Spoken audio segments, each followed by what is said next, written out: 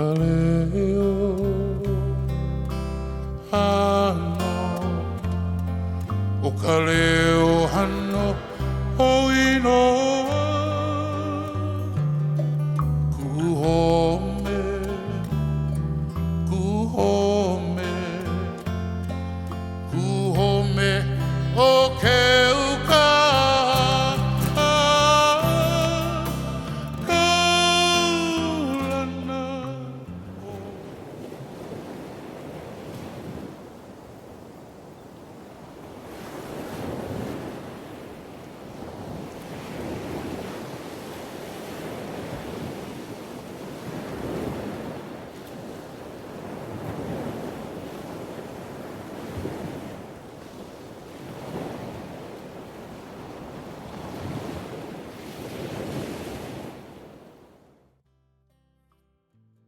Well, of course, I was raised in the valley. Yeah.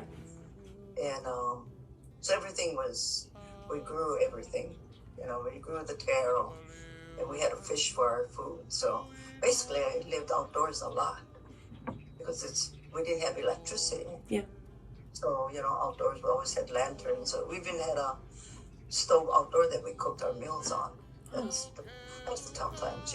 Yeah.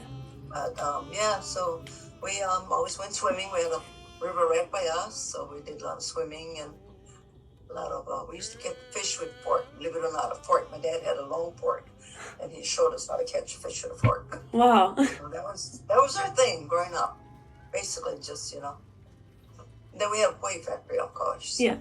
And then so I worked with my dad in the poi factory and cooked the taro, and we helped him peel it. Even as young as we were, we always helped my dad in that sense. But, Yeah. Awesome. So,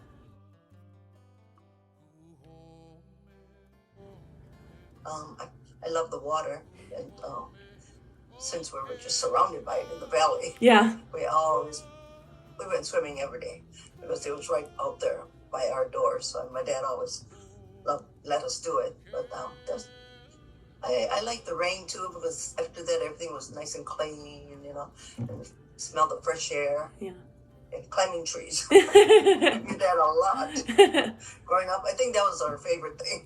Climbing trees all the time. So, because they had all those various fruits, in the valley. You kind of lived off the land, really. Yeah.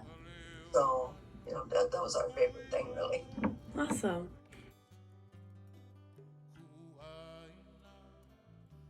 Oh, yeah. It's changed a lot in tourism. Mm. Basically, that whole island survives on tourists. Yeah. Really.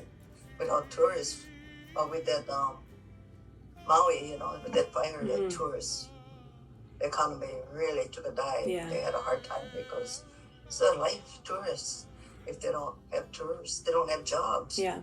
Because of, all the drivers that drive the tour buses and all the restaurants plan on them, But that's a big difference. The tourism is really expanded. Yeah. Amazed me. Yeah. Really. They really concentrate on that. Mm-hmm. And we didn't have that back then when I was growing up anyway. Yeah.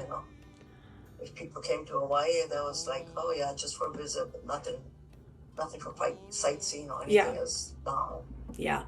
And now they have more things for the tourists to do. Mm. Back then you just come and drive around the island, but now they cater to them. They'll do luau's for them. And, they'll take them on ATV rides. Mm-hmm. Just they do everything with the tourists now. Yeah. That's how they make their money. Right. Do you know much about how over tourism has kind of started to affect Hawaii's climate? Some of the island people, there'll always be this, but some of the island people are upset. Yeah. They don't like the land being touched, and they want to leave it all natural. Yeah. A lot of that's going on now. Yeah. So, they're always having committees and boycotting and doing all that. Yeah. But that stands to reason, right? Right. You have this island, you don't want people to come in and damage your island. Yeah. Yeah. Hawaii needs tourism, but is there a point when it kind of surpasses what the island can sustain? Yeah. Especially now, it's kind of, the over-tourism has kind of made Hawaii a little bit more vulnerable to the climate change just happening worldwide. Oh yeah.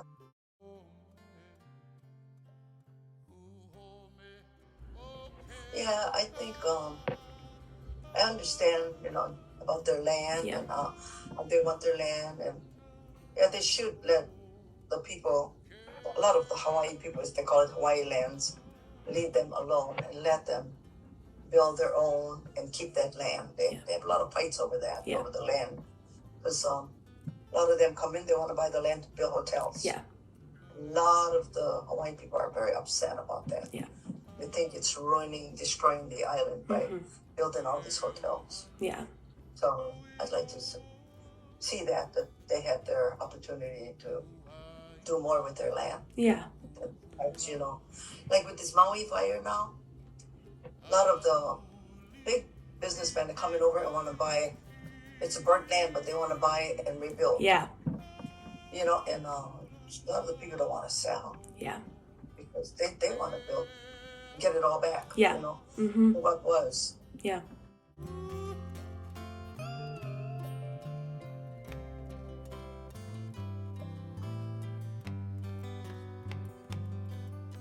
Aloha, auia mauna.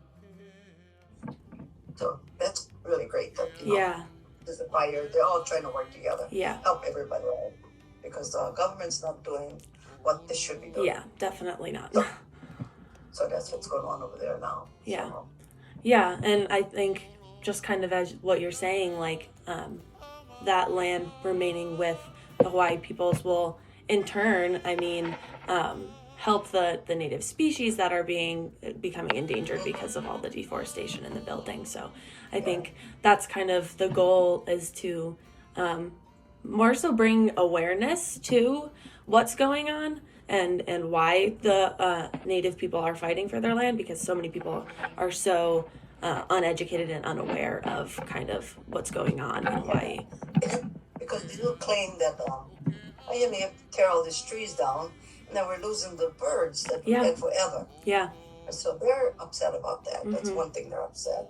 And I can understand that. Yeah.